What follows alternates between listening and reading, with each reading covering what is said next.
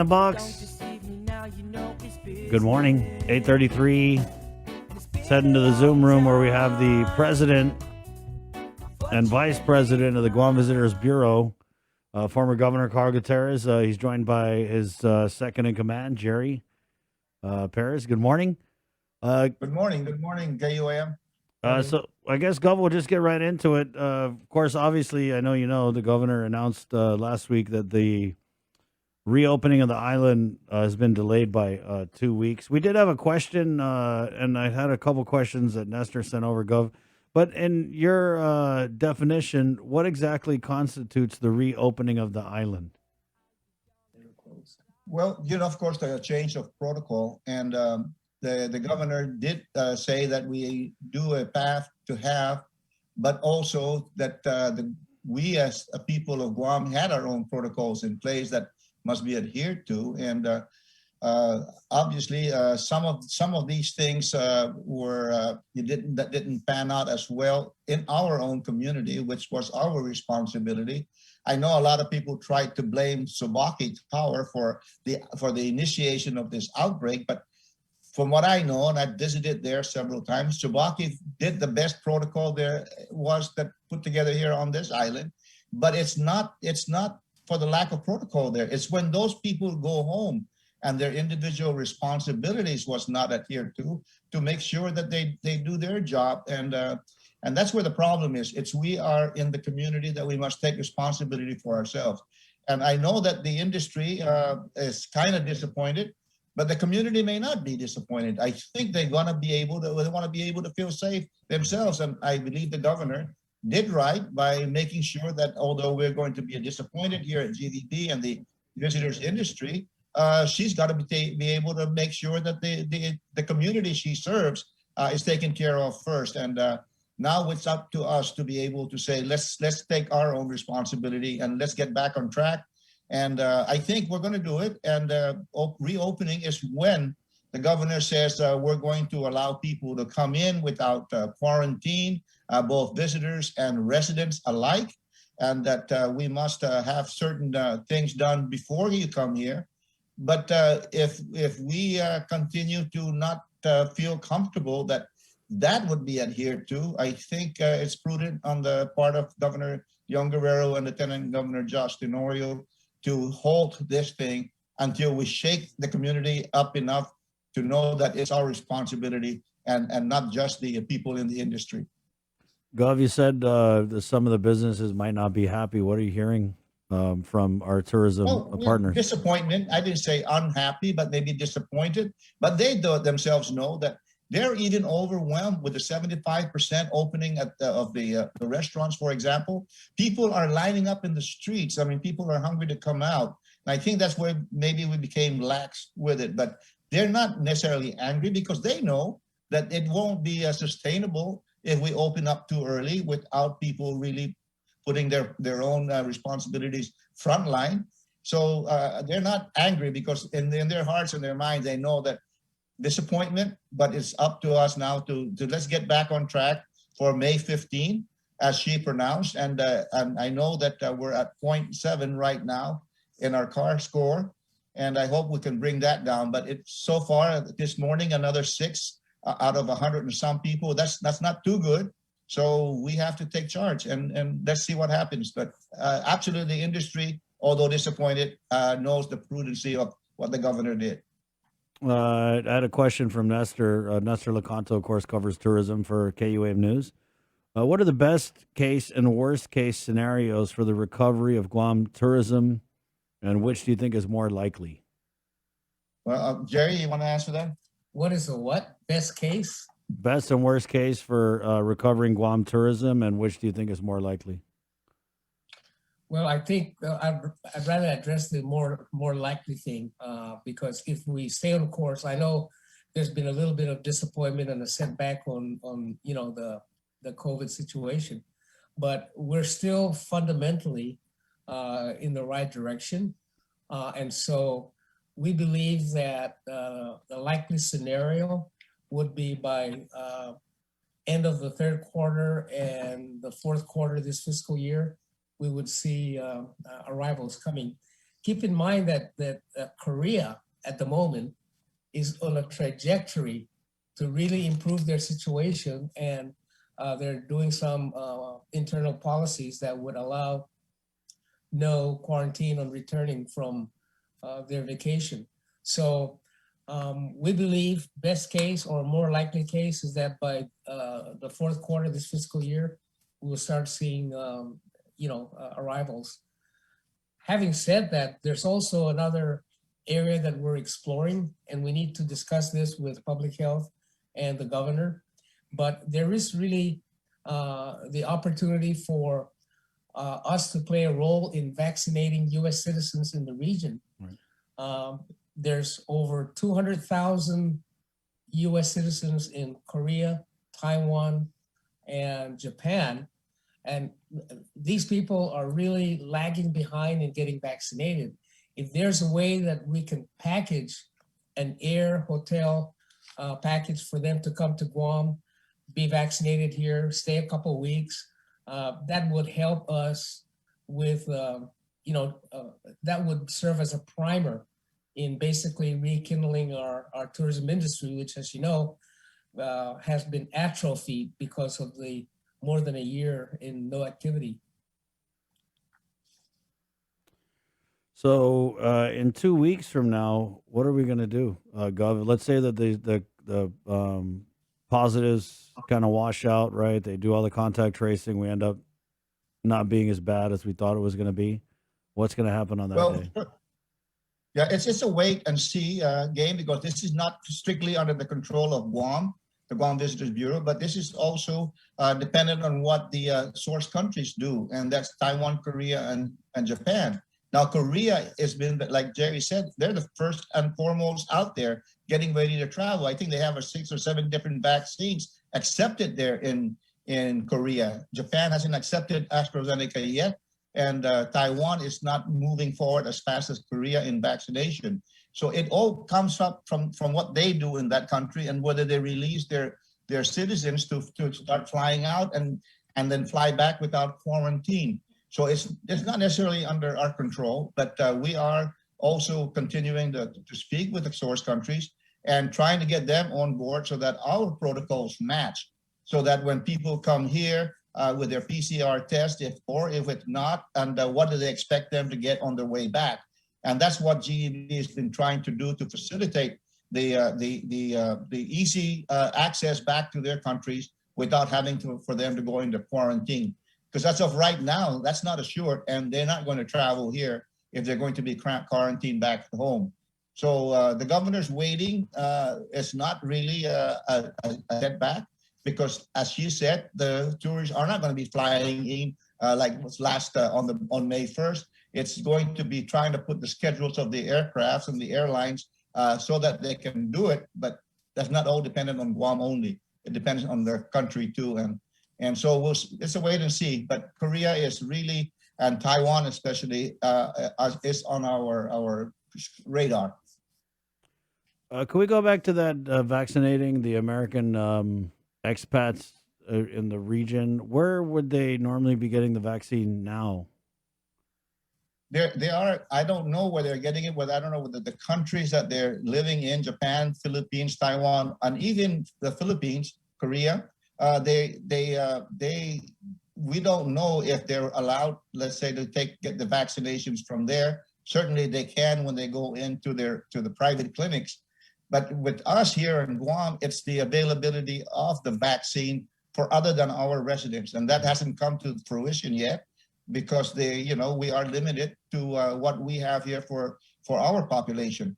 So hopefully in the next few days, when President Biden lets loose more of the vaccines, like say to India, and certainly they can increase our vaccinations here also to take care of the dual citizens, for example, in the Philippines. Some of them have been flying here, and when they can get their necessary PCR test 72 hours before they board the Philippine Airlines or United, get here, get their shots, and they can quarantine. And that's one of the ways that we can also at GVB maximize the stay of people coming here, for example, for more than 3 days or 4 days, maybe 28 days, so they can get both shots of vaccination. And so that's what we're really hoping, but the availability of the vaccine themselves to the general public outside of the citizens of Guam, the residents of Guam, is the key. And we haven't gotten that let loose yet. Gov, is Yeah, that? we've been having Go ahead. inquiries on this, Chris, for several weeks now, actually more than a couple of months. But the priority had always been to scale up local vaccinations. And so we haven't really pursued this opportunity as much because of that. But now that we've reached more than 50% and continuing to grow, I think we should explore basically what Alaska is doing. Alaska basically, that's part of the deal. You know, you come to Alaska, you can get vaccinated and you can vacation here. Well, we want to kind of do the same thing, only we've got a captive market in, say, Japan and Korea and Taiwan, where US citizens are still a part of the community there. Japan is still less than 5% vaccinated. Yeah. Korea is about 5% and growing. And Taiwan, maybe just a couple percent. So the opportunity to get vaccinated on Guam by US citizens presents us with that kind of opportunity. I just had a story sent to me. Wealthy Latin Americans travel to the United States to get COVID vaccines. I guess because of inequalities in their own countries. Well, like Peru, for example, only 2% of people have been vaccinated. But guys, what kind of money is this? Are we talking here? Like, do we know? And because it's obviously a totally new market, but what would like maybe the per day spend be? And do we want to do the 2 shots so then they get stuck here and they have to stay and spend money for the whole course of the vaccination from first shot to second shot? Or are we looking to like 1 shot Johnson & Johnson these people?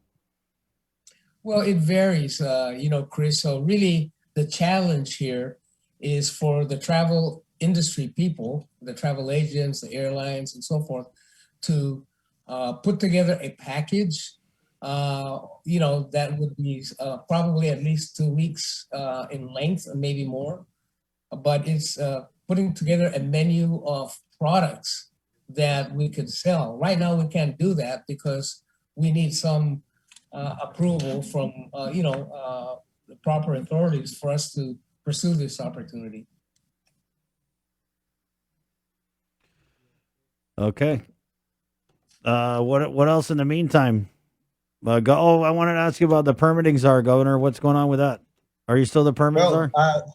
Actually, Jerry's going to start our managers meeting. Okay. But generally, what we have been doing over the last month and a half is gathering all the various, constraints that's been kind of skewing this whole process of getting a permit or license. And we have come to realize that there are so many laws put in place over the last 5 decades that keep piling up one over the other, that they become incongruent. And not only, even if they are congruent, different agencies read it differently. So we have put together a PowerPoint a week and a half ago, and the industry people came in, people that can look at it, people from Parks and Recreation, SHPO, and I don't think they're going to argue that there is in fact something wrong with where the laws are. So we're putting together a sort of an omnibus bill with all the various laws that's been put in place over the last 50 years, and have it into one reading so that there cannot be a mistake on what the responsibilities are of the various departments and how to read their own guidelines. And that all of them agree that hopefully when I send this to Governor Lulian Guerrero, that she would sponsor it and send it to the legislature. And once and for all, we'll have one clean law that governs licensing and permitting, so that the people that come in here to invest are not given a bush cutter to bushwhack their way to finding out what departments to go to or which one first. There's not anything like that make them pick and choose. So it's getting there, and so far there's a lot of good movement at Department of Parks and Recreation. Our director, Rocky Alcantara, has been taking charge. Patrick Lujan is back and taking charge. and that he is not going to allow one person in this entire community to go against the Organic Act of Guam that says you cannot be denied the use of your property. And some of these people are being denied because of the lengthy time it takes for them to move through the process. So we are working from the Organic Act first, that gives you your Bill of Rights on your property, and then working down from there, that people are not going to now say and conflate the word developer and property owner. We are making sure that property owner all the time is what comes in first. And there are some people in the past that were called developers, and helter-skelter, they go in and just try to make their quick bucks. And that's where all these laws came from, to protect the people of Guam from this unscrupulous developers. Well, in the meantime, they kind of forgot about the property owner. And so we're going to make sure that it's the people, property owned first, is always in consideration, because that's what the Organic Act says. And we start from there. We start from the Organic Act, go down with the different laws, and put it all in one place so that we can have one reading of all the laws, and that people want to come do business here. And Ms. Daphne Shimizu at Reverend Tax has put together the other group to digitize, and that we can finally get to the 21st century before it goes out. Right. Gov, man, last question here Nestor wanted me to ask, because we didn't get to talk to you since the passing of former Speaker Joe T., your longtime colleague. Is there any anecdotes, stories, just thoughts that you want to share with us about the late speaker? Well, first of all, Joe T. and I are second cousins. Our grandparents are brothers and sisters. Wow. Joe T. was my first employer, 1965, December 7th. I'll never forget. He came to Guam outside of the Air Force, 5 years service, and he hired me. And from there, he and I, as relatives go, he was very strict, but very, very fair. And as we moved forward to digitize government of Guam, he hired me as a programmer on computers and computerization. And thus where I came from as the father of mechanization of the government of Guam since 1965 until I left. We are now computerized. That's from Joe. But Joe is really, really funny that way, because, as a graduate of George Washington University, and he's got his numbers in his head, like it was like second nature to him. When I became governor in 1995, BRAC 93 and 95 really hit us hard. I couldn't find a better person to come in and head the BRAC recovery group, and it was Joe San Agustin that I assigned that task. And we maximized, we made lemonade out of the lemons given to us by the U.S. Navy and the federal government. And Joe, when he decided to kind of semi-retire, well, I was one of the ones that he came up to back in when I was leading, when I was wanting to do Ways and Means. He had Ways and Means. I asked him, let's trade. You become Speaker, and I'll become Ways and Means. And so just like that, we trusted each other, and we became that duo in the legislature for 3 terms, and moved Guam forward into reducing, for example, the unfunded liability of the retirement fund. That was Joe and I doing that. We reduced $300 million in a matter of 3 years, the unfunded liability. Joe again felt that his task as Speaker of the legislature is more, pronounced, because everywhere you see him, you call him Speaker.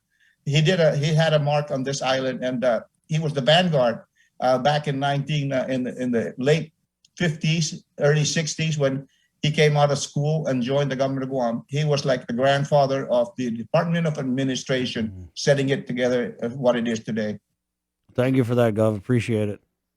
Thank you. All right. We'll see you. Former Governor Carl Gutierrez, the president of GVB. Like he said, wait and see. That's kind of the approach. As there's so many moving parts, right? It doesn't just depend on us saying, hey, everybody, we're open. And we just sass ourselves and invite everyone in. No. It also depends on what they're doing. For example, if these tourists want to travel to Guam, they don't want to be stuck in a quarantine in their country when they go back. So there's a lot of, like, I guess, wait and see stuff going on. Because, yeah, I mean, like they asked the governor, hey, when you do reopen the island on whatever date it's going to be, whether it's 2 weeks, 4 weeks, 6 weeks, or tomorrow, what does that mean? Does it mean a bunch of tourists are coming to the island that day? She said, no, it doesn't. So it's going to be a slow grind. All right. Jerry Perez himself said third, fourth quarter of this year. Maybe. There you go. So, Gov, thank you so much for your Can I time. say something? Yes, please. Can I just say something Yes. before I go? Yes. The love of my life, my little granddaughter, Emilia Chance, always watching me, probably watching me now. I want to say hello to her. She knows I'm at GVB. Hi, Emmy.